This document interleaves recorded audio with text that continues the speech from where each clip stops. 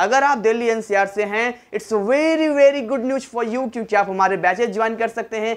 Best faculty mathematics, science तो मैं खुद ही डील करता हूं, और यहां से आपको वीकली टेस्ट, मंथली टेस्ट, साथ में आपका इंडिविजुअल काउंसलिंग होता है, जिसमें छोटी से छोटी चीजों के बारे में ध्यान दिया जाता है, बहुत बारीकी पे ध्यान दिया जाता है। हेलो स्टूडेंट्स, कैसे हैं आप लोग? उम्मीद करते हैं बहुत अच्छे होंगे, मन लगा के पढ़ाई कर रहे होंगे, और हम आपके लिए इस पढ़ाई को और कैसे इजी बनाया जा सके, यानी कि डिसिप्लिन वे में आप कैसे स्टडी करेंगे, क्या आपकी स्ट्रेटजी होगी, क्या आपकी तैयारी होगी, जिससे आने वाले अगले 1.5 महीने की तैयारी में आप बहुत अच्छा मार्क्स ला सकते हैं। तो 1 बाय 1 हम बात करेंगे। सबसे पहले हम फिजिक्स की बात करेंगे, फिर केमिस्ट्री की बात करेंगे, मैथमेटिक्स की बात करेंगे, बायोलॉजी की बात करेंगे। तो एक एक करके वीडियो आपके पास अलग अलग कंटेंट में अलग अलग वीडियो अवेलेबल होगा।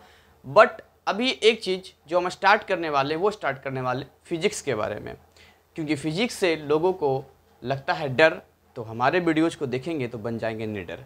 सबसे पहले चैनल को सब्सक्राइब कर लो अगर वीडियो आप चैनल पे नए हो तो, और बेल आइकन क्लिक कर लो, क्योंकि ऐसे बहुत सारे स्टडी मटेरियल और बहुत सारी चीज़ें आपके लिए हम लेकर आते हैं। और मज़े की बात ये है कि हमारे चैनल पे आपको कोई भी आलतू फालतू वीडियोस देखने को नहीं मिलते हैं, जिसमें कि हम केवल आपको बताते हैं ये कर लेना, ये कर लेना, ये कर लेना, ये आ जाएगा। नो, हम बताते हैं, साथ में सॉल्यूशन भी आपको देते हैं, तरीका भी बताते हैं, यानी कि कंप्लीट वे में हम आपके साथ मेहनत करते हैं। तो मेहनत हमारी और आपकी दोनों की जब मिलती है तब जाके एक बढ़िया रिजल्ट आता है। तो देखिए, अगर आपको अभी जैसे अगस्त का महीना चल रहा है, या किसी भी महीने में आप वीडियो हमारा देख रहे हैं, और आपका जो पेपर है वो अगले, मान के चलिए कि 1 महीने बाद आपका पेपर है, मैं 1 मंथ मान कर चलता हूँ, मैं ये मान के चलता हूँ कि ठीक 1 महीने बाद आपका पेपर है, क्योंकि अगर आपके पास 1.5 महीने का टाइम है या 2 महीने का टाइम है, तो आपको मान के चलना कि यू हैव ओनली 30 डेज। कितने दिन है आपके पास? 30 दिन है। ऐसा सोच के चलते, जिससे एक फ़ायदा होता है। फ़ायदा ये होता है कि हमारे मेंटालिटी, हमारे दिमाग में एक हम इनपुट सेट कर देते हैं। वो इनपुट ये होता है कि यार एग्जाम तो 30 दिन बाद है। तो 30 दिन बाद जब वाला हम मेंटालिटी सेट करते हैं, तो हमारे दिमाग की जो कैपेसिटी होती है किसी भी चीज़ को सीखने की, वो बढ़ जाती है, और जिसकी वजह से बहुत सारी चीज़ें माइंड में बहुत अच्छे तरीके से आ जाती है, सेट हो जाती है। तो फिजिक्स की यदि बात करते हैं, तो फिजिक्स पी से स्टार्ट होता है, और फिजिक्स का मतलब होता है पी फॉर प्रैक्टिस। तो फिजिक्स जो है मैथ का जुड़वा भाई है, और यहाँ पर आपको फिजिक्स में बड़े ध्यान देना होता है। तो कैसे स्टडी आप करेंगे? देखिए, फिजिक्स में टोटल आपको 33 चैप्टर्स हैं। कितने चैप्टर्स हैं? 33 चैप्टर्स है, जिसमें से आप 15 चैप्टर्स हटा दें, वो है टीएमए का। केवल 18 चैप्टर की स्टडी आपको करनी है, ओनली 18 चैप्टर आपको स्टडी करना है। अब 18 चैप्टर आपके पास है, 30 दिन का वक्त है, यही आपको मान के चलना है। तो आप जरा खुद ही दिमाग लगाइए कि यदि 18 चैप्टर होगा, 30 दिन का वक्त होगा, तो आप कैसे स्टडी करेंगे? सबसे पहला काम आपको क्या करना है? देखिए, किसी भी राज्य में, किसी भी देश में जो वहाँ का प्रधानमंत्री होता है, वहाँ का राजा होता है, वो क्या करता है? किले की घेराबंदी करता है, यानी कि वो ऐसा कोई भी जगह नहीं छोड़ना चाहता है जहाँ से किसी भी दुश्मन का अटैक हो। तो आपको भी वही काम करना है। आपको ये नहीं मान के चलना कि यार ये चैप्टर तो हमें आता नहीं है, या ये चैप्टर समझ में नहीं आता, चलो कोई नहीं, इससे क्वेश्चंस नहीं आएंगे, इसे हम नहीं बनाएंगे, ये 2-4 नंबर हम छोड़ देते हैं। ये जो मेंटालिटी है, ये आपका एक चैप्टर पर एप्लीकेबल नहीं होता। आपका दिमाग बहुत तेज है, आप लिमिट लगाते हैं 1 या 2 चैप्टर का, लेकिन माइंड इतना तेज है कि वो कहता है 1 चैप्टर ही क्यों, बाकी ये इन सब का भी आएगा तो छोड़ देंगे। तो आपका जो है ना, रिजल्ट काफ़ी घट जाता है। ऐसे स्थिति में आपको क्या करना है? आपको एक राजा की तरह सोचना है, और ये सोचना है कि हमें एक भी चैप्टर नहीं छोड़ना है। यानी हर जगह पर जो है आपको अपने सेना को तैनात करना है। सेना को तैनात करने का मतलब है कि अपनी पकड़ मजबूत रखनी है, कहीं से भी पकड़ ढील नहीं होनी चाहिए। इसके अलावा अब आप क्या करेंगे? सबसे पहले पूरे चैप्टर को एक बार आपके दिमाग में स्टडी हो जानी चाहिए। जैसे कि मैं आपके लिए फिजिक्स का चैप्टर पूरा रेगुलर वे में लेकर आने की कोशिश कर रहा हूँ, लेकिन क्या कर सकते हैं, कहते हैं कि जब आप कुछ अच्छा करते हैं तो ऊपर वाला परीक्षा भी लेता है। कल मैं आपके लिए कॉपी पेन पे तैयार कर रहा था बेब का फिजिक्स, तो उसमें क्वालिटी थोड़ी लो हो गई। और जो इसमें दूसरी वाली वीडियो बनाया, जिसमें कि मैंने लाइट का दिया, डिस्पर्सन वाले का, उसका आवाज़ ही नहीं आया माइक प्रॉब्लम होने की वजह से। तो ये थोड़ी चैलेंज होती है टेक्निकल, बट कोई नहीं। आपको करना क्या है? आपको क्या करना है? स्टार्टिंग से, जैसे लॉज ऑफ मोशन है, वर्क एनर्जी है, फ्लूइड है, ये सारे चैप्टर्स मैंने अपलोड कर दिए हैं। जैसे फ्लूइड का जो है प्रॉपर्टीज ऑफ फ्लूइड्स में कुछ पार्ट बचे हुए हैं, तो वो भी अपलोड हो जाएगा, बट जहाँ तक है वहाँ तक आपको देख लेना है। इसके अलावा आपको फिर क्या करना है? उसके जस्ट आगे आप पढ़ेंगे तो वेव फेनोमेनन आएगा।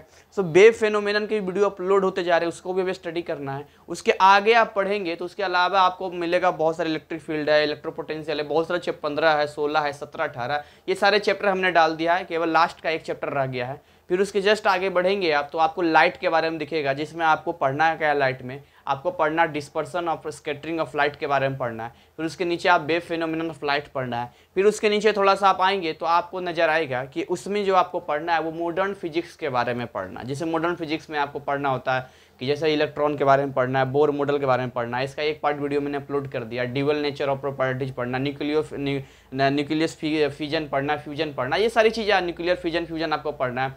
फिर उसके नीचे 2 चैप्टर सबसे लास्ट में जो आपको स्टडी करना है। तो ऐसे करके सबसे पहला काम जो स्टेप 1 आपको क्या करना है, मैं यहाँ लिख देता हूँ। देखिए आपका जो काम क्या रहेगा, स्टेप 1 में आप क्या करेंगे फिजिक्स में। सबसे पहले तो ये फिजिक्स है जी।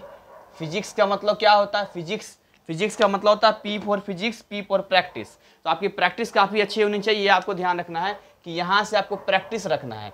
यानी कि आप ये मान के चलिए कि जैसे आप मैथ में पढ़ते हैं वैसा ही डेली आपको क्या करना है, रोजाना एवरीडे एक असाइनमेंट आप समझ सकते हैं, प्रीवियस ईयर क्वेश्चन पेपर कह सकते हैं। इनिशियली मैं 2 स्टेप में आपको प्रैक्टिस करने की सलाह दूंगा।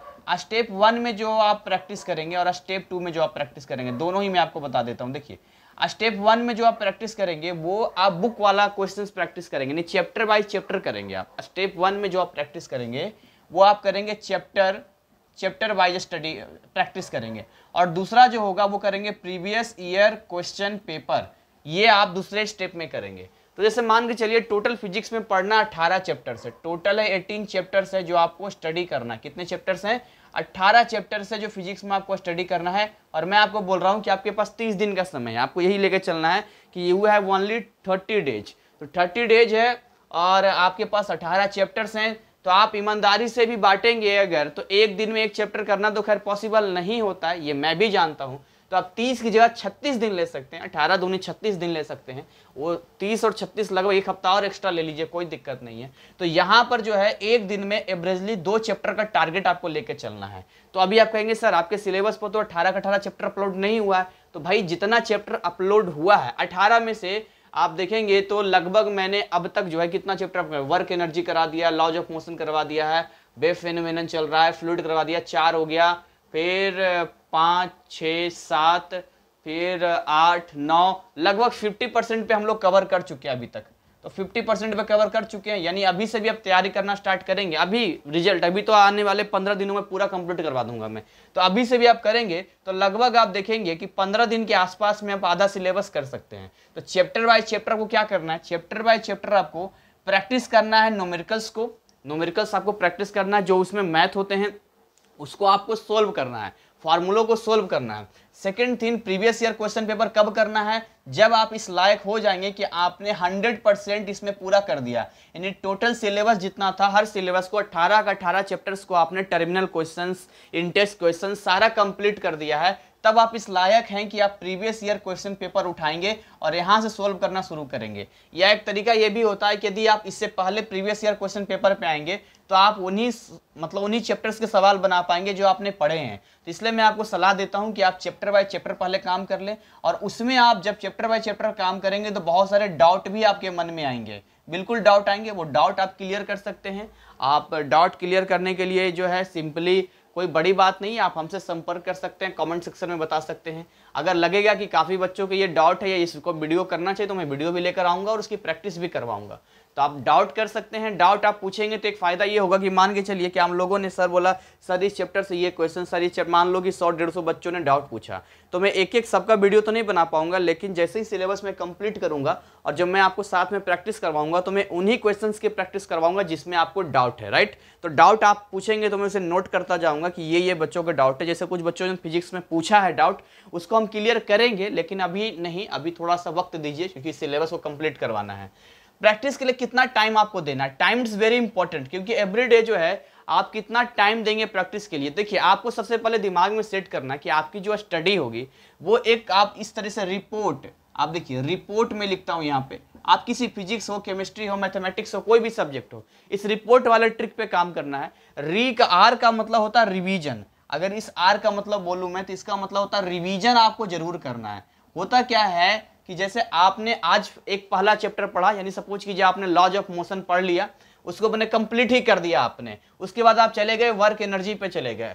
तो जब वर्क एनर्जी आप पढ़ रहे हैं तो नियम कहता है कि कम से कम 5 से 10 मिनट, अगर आप बहुत एक्सपर्ट हैं तो 5 से 10 मिनट जो है आपको यहाँ पर रिवीजन देना चाहिए, यानी आप अपने गाइड को ही खोल के देख लीजिए, बाकी फॉर्मूला ही कम से कम एक बार आप लिख लो। तो 5 से 10 मिनट, वैसे इसका टाइमिंग है 10 से 15 मिनट का रिवीजन होना चाहिए, जो शॉर्टली रिवीजन होता है। तो डिपेंड आप पे करता है कि आप जो है कितना पर जाते हैं, 5 से 10 मिनट के लिए कैपेबल हैं या 10 से 15 मिनट के लिए कैपेबल हैं। इसके अलावा आप देखेंगे ध्यान से, P फॉर प्रैक्टिस, प्रैक्टिस बहुत जरूरी है, क्योंकि बिना प्रैक्टिस से काम नहीं होने वाला है। तो मैं प्रैक्टिस का टाइमिंग की बात कर रहा हूं। देखिए एवरीडे आपको लेके चलना है कि भाई हमें जो है ना, हमें एक दिन में, पहले तो आपके जो चैनल पे वीडियो है अब तक आपने देखा भी होगा, नहीं है तो वीडियो देखना है, ये कंप्लीट करते चलना है साथ में। प्रैक्टिस के लिए अब आप पे डिपेंड करता है। देखिए कई बच्चों को प्रैक्टिस 1 घंटे में हो सकती है, कई 2 घंटे में हो सकती है, लेकिन अगर आप किसी भी चैप्टर वाइज प्रैक्टिस पे जाएंगे, चैप्टर वाइज प्रॉब्लम सोल्व करेंगे, तो टाइम लगता है, टाइम लगता है। ऐसी बात नहीं है कि 1 घंटे में 2 घंटे में छू मंतर हो जाएगा। तो यहाँ पर आपको कम से कम जो है 2 घंटे फिजिक्स पढ़ना है, 2 घंटे केमिस्ट्री पढ़ना है, 2 घंटे मैथमेटिक्स पढ़ना है। कहेंगे सर 6 घंटे कैसे दे सकते हैं? तो भाई अगर 30 दिन में रोजाना 6 घंटे भी नहीं दे सकते ना, तो फिर आप अपने दिमाग से हटा दो कि आप अच्छे नंबर लाओगे, पहले बता दे रहा हूं। क्योंकि 2 घंटा कुछ नहीं होता है। एक मूवी भी देखते हैं ना तो 3 घंटे का समय जाता है, हालांकि उसे भी आजकल शॉर्ट कर दिया, तो 2 घंटे 2.5 घंटे के आसपास का एक मूवी होता है जिसे आप बड़े आराम से देख लेते हैं। तो यहां पर क्यों नहीं होगा? तो आप आधा घंटा रिविजन का निकाल देंगे तो भी जो है आपके पास 1.5 आवर बचेगा प्रैक्टिस के लिए। कितना बचेगा? 1.5 आवर बचेगा प्रैक्टिस के लिए, जिसका आपको प्रैक्टिस करना है, राइट। इसके अलावा जो है यहां पर आप देखेंगे कि R4 क्या होता है? R4 रिवाइज करना है आपको, माइंड में रिमेंबर करना है। क्या रिमेंबर करना, क्या याद करना है? तो इनके जितने फॉर्मूले हैं, इट्स वेरी इंपॉर्टेंट। किसी भी चैप्टर को जब आप खत्म करते हैं तो उनमें कुछ फार्मूला आपको नजर आएगा। फिजिक्स है, फार्मूला ना हो ऐसा हो ही नहीं सकता है। तो यहाँ जितने भी फॉर्मूले होंगे, आपके पास एक नोटबुक स्पेशल होनी चाहिए, एक डायरी होनी चाहिए, या जो कहिए आप स्पेशल। जैसे मैं 10th में था तो मैथमेटिक्स में फार्मूला की प्रैक्टिस करता था। यहाँ पर आप क्या करेंगे, यहाँ पर मान के चलिए कि आपने पहला चैप्टर पढ़ा, पहले चैप्टर में कुछ फार्मूला आपको मिला, उस फार्मूले को आप क्या करना है, आपको उस फार्मूले को अगले दिन क्या करना है, 2 मिनट के लिए सही फटाफट लिख लेना है, ठीक है? देखना नहीं है, लिखना है। फिर आपने 2 चैप्टर कंप्लीट कर लिया, तीसरे चैप्टर पे आ गए, तो जो 2 चैप्टर के फार्मूले थे अब उनको साथ में, यानी पहला चैप्टर और दूसरा चैप्टर, उन दोनों फार्मूले को प्रैक्टिस करना है। क्योंकि अगर फार्मूले कंसेप्ट क्लियर नहीं होगा तो बहुत बड़ा हिस्सा आपके हाथों से निकल जाएगा। तो फार्मूलों को रिमेंबर करना, याद करना है। ऐसे ही आप जैसे जैसे चैप्टर बढ़ते जाएंगे तो आपका जो फार्मूला होता है ना, वही आपका हर जगह से आप उसको क्या करेंगे, कवर कर पाएंगे। तो फार्मूला के लिए एक अलग नोटबुक बनाइए। पेज में आप अपने पॉकेट में एक पेज रख सकते हैं जिसमें फिजिक्स के फार्मूला हो, A4 साइज का हो। और वैसे भी मैथ्स की तरह फिजिक्स में इतने फार्मूले नहीं होते हैं, लेकिन आपको थोड़ा सा इसमें ध्यान देना पड़ेगा, क्योंकि फॉर्मूले एक दूसरे से ही रिलेटेड होते हैं। लेकिन अगर आप उस फॉर्मूले को नहीं देखेंगे, केवल थ्योरी सेक्शन में जाएंगे, तो भी समस्या आपको आ सकती है। और एक पल के लिए थ्योरी तो कवर किया भी जा सकता है कम टाइम में, लेकिन फार्मूले नहीं किए जा सकते हैं, फिर आपको समझ में नहीं आएगा। क्योंकि फार्मूले में कौन क्या है, रो क्या होता है, ये क्या होता है, वो क्या होता है, ये आपको फार्मूला करना है। और इतना जब आप काम कर लेते हैं तो T4 तैयारी आपकी काफी अच्छी हो जाती है तैयारी जीत की। तो ये आपको काम करना, रिपोर्ट वाला काम करना है। तो आई होप आपको समझ में आया होगा किस स्ट्रेटजी से आप काम करेंगे तो आपका काम होगा। तो प्रैक्टिस का टाइमिंग है 1.5 आवर, जो है कम से कम 1.5 घंटे तो आपको देना है प्रैक्टिस के लिए। अगर आप इतना भी समय नहीं देंगे तो फिर धिक्कार है कि आप फिजिक्स पढ़ेंगे और आप छोड़ दीजिए, क्योंकि ये टाइम लगता है। मैं तो बहुत मिनिमम टाइम बता रहा हूँ, वैसे जो लोग वीक हैं, कमजोर हैं, उनको ज़्यादा टाइम लगेगा। खैर देखिए, ये जो चीज़ें मैंने इंक्लूड किया है, ये मैंने क्या इंक्लूड किया है, केवल प्रैक्टिस का इंक्लूड किया है। अब जो मेरा वीडियो का लेंथ है या जो भी आप देखते हैं उसका मैंने अभी काउंट नहीं किया है, क्योंकि अगर आप बिल्कुल पीछे से कमजोर हैं तो एक्स्ट्रा मेहनत करना पड़ेगा आपको। मैं तो वो बता रहा हूँ कि जब सिलेबस कंप्लीट हो जाता है, या उस टाइम का बता रहा हूँ कि जब 1 महीने का टाइमिंग है, आपने बिल्कुल अगर ये सोचा है कि सर 30 दिन में ही पढ़ना स्टार्ट करेंगे, अब तो कुछ पढ़े ही नहीं है, यही 30 दिन है, इसमें हम पीछे से पढ़ भी लेंगे, पीछे से रिवाइज भी कर लेंगे, प्रैक्टिस भी कर लेंगे, तब ये पॉसिबल नहीं है। फिर आप एक काम चलाओ ठीक ठाक स्टूडेंट बनकर रह जाएंगे, जहां एक पासिंग मार्क केवल आप ला सकते हैं। तो आप पहले से आपने प्रैक्टिस नहीं किया है तो खैर मैं उन बच्चों के लिए बता रहा हूं जिन्होंने रेगुलरली पिछले 1-1.5 महीने से मुझे फॉलो कर रहे हैं, सिलेबस को कम से कम आधा % ही सही, लेकिन सिलेबस को कंप्लीट कर रखा है। मैं उनके लिए चीजें बता रहा हूं यहाँ पे। तो प्रैक्टिस हो गया आपका 1.5 आवर्स का प्रैक्टिस हो गया। यहाँ आपका डेली ये आपको करना है, इस पर रिपोर्ट पे काम करना है। फिर आपको क्या करना है, मैं आपको कुछ चीजें एक्स्ट्रा बता देता हूँ। देखिए, जैसे देखिए, कुछ चैप्टर्स ऐसे होंगे, कुछ चैप्टर्स होंगे जिसको कैटेगराइज करना है, यानी कौन सा चैप्टर है जो आपको इजी लगता है, यानी आपको लगता है इजी लगता है। इजी का मतलब है कि उन चैप्टर्स में अच्छी पकड़ है आपकी, यानी कि उस चैप्टर को बड़े आराम से आप कवर कर सकते हैं, उस चैप्टर को बड़े आराम से आप सीख सकते हैं। दूसरा आपको देखना है कौन सा चैप्टर है जो क्या लगता है आपको थोड़ा सा हार्ड लगता है, ये आपको बांटना है। देखिए कौन सा चैप्टर इजी लगता है, दूसरा है जो है थोड़ा सा हार्ड लगता है। चलिए इसे दो कैटेगरी में बांटते हैं। तो आप देखेंगे 18 चैप्टर्स में से हमेशा जो है, देखिए हमेशा जब आप ईमानदारी से स्टडी करते हैं तो लगभग 60 से 70% जो होता है वो आपको इजी होकर सिलेबस का इजी हो जाता है। हमेशा ये रेशियो है, 60 से 70% सिलेबस इजी हो जाता है। कुछ ऐसा होता है 20 से 30% वाली कहानी, या 30 से आप 20 से आप बोल सकते हैं, या 30 से 40% वाला कुछ ऐसा होता है जो आपके माइंड में डिफिकल्ट लगता है आपको, या डिफिकल्ट मतलब आपको थोड़ा सा हार्ड लगता है। वैसे आप मेरा वीडियो देखेंगे रेगुलर, अच्छे से प्रैक्टिस करेंगे तो मुझे नहीं लगता है कि आपको ये हार्ड लगेगा। फिर भी तो जो आपको चैप्टर लगता है कि इन चैप्टर्स में आपको दिक्कत हो सकती है, तो उन पे आपको ज़्यादा फोकस करना है। ज़्यादा फोकस करना है मतलब इनके चैप्टर्स के फॉर्मूले फिर A4 साइज में दीवार पर चिपकाना है आपको।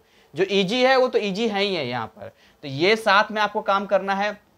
इसके अलावा जब आप आएंगे, यानी कि जब आप पढ़ेंगे, यानी कि आप जब प्रैक्टिस करेंगे, तो प्रैक्टिस के दौरान आपको इसको भी कैटेगराइज करना है। यानी कि आपको लगेगा कि ये बहुत इजी क्वेश्चंस है, तो इजी क्वेश्चंस को कुछ नहीं करना है। अगर आपको लगता है कि ये क्वेश्चंस थोड़ा सा डाउट आ गया, यहाँ पर क्या आ गया है, डाउट आ गया है, तो डाउट आ गया यहाँ पर, डाउट आ गया है, या थोड़ा सा अंडरस्टैंड करने में दिक्कत हो रहा है यहाँ पे, तो वहां पर आपको क्या करना है, वहां पर आपको स्टार लगा देना है। क्या कर देना है, स्टार कर देना है।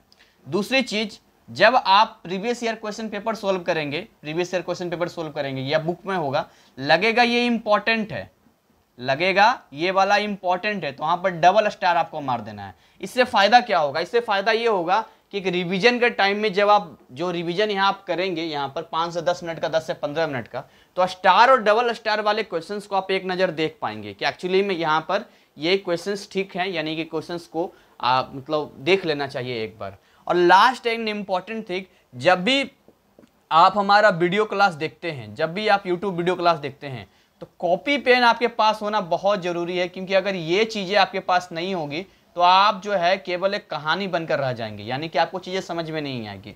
और जब भी मैं बोलूँ या ना बोलूँ, आपको वीडियो को पॉज करना है, जहाँ पर कोई कैलकुलेशन दिखे या जहाँ पर आपको दिखे कि आप ये वाला खुद कर सकते हैं, ये खुद डिराइव कर सकते हैं। बाकी गलत होगा तो क्या सही, क्या दिक्कत है यहाँ पे। और वहाँ पर आपको क्या करना है, यहाँ पर सोल्व करना है, यहाँ पर वहाँ डिराइव करना, जो भी है वो काम आपको करना है। तो आपको लगेगा कि आप लाइव क्लास में हैं, आपको चीज़ें यहाँ पर समझ में आ रही है। तो इतनी चीज़ें आपको समझनी है। और एक बात और, कभी भी आपको इस बात से नहीं डरना है कि गलत हो जाएगा। अरे गलत हो जाएगा तो क्या दिक्कत है, हो जाएगा तो हो जाएगा गलत, हो जाएगा तो हो जाएगा गलत। कितना गलत होगा, पेपर में एग्जाम से पहले अगर 10 बार भी गलत होगा, 10 पेज खराब होगा, और क्या दिक्कत है, थोड़ा इंक खराब होगा, लेकिन उन 10 तरीके हमें पता हो जाएगा कि ये गलती हमें नहीं करना है। क्या दिक्कत है, गलती से नहीं डरना है, कोई भूकंप नहीं आ जाएगा, कोई आपका बीपी नहीं लो हो जाएगा, आपकी तबीयत नहीं बिगड़ जाएगी। और मेहनत कैसे करना है, तो एक स्ट्रेटजी के हिसाब से करना है। मैंने बोला चैप्टर्स को कैटेगराइज कर देना है कि ये चैप्टर्स है, किस चैप्टर पर ज़्यादा समय देना है, किस चैप्टर पर कम समय देना है। हर स्टूडेंट के साथ अलग अलग चैप्टर्स अलग अलग तरीके से पेश आते हैं। हो सकता है मेरे लिए चैप्टर थोड़ा डिफिकल्ट हो, किसी के लिए चैप्टर ईजी हो सकता है मेरे लिए जो चैप्टर ईजी हो किसी लिए वो डिफिकल्ट हो। तो मैं कैटेगराइज नहीं कर सकता कि ये चैप्टर्स हार्ड हैं, वो स्टूडेंट टू स्टूडेंट डिपेंड करता है। लेकिन जब पूरा सिलेबस कवर कर लेंगे तो वो भी प्रॉब्लम आपकी खत्म हो जाएगी।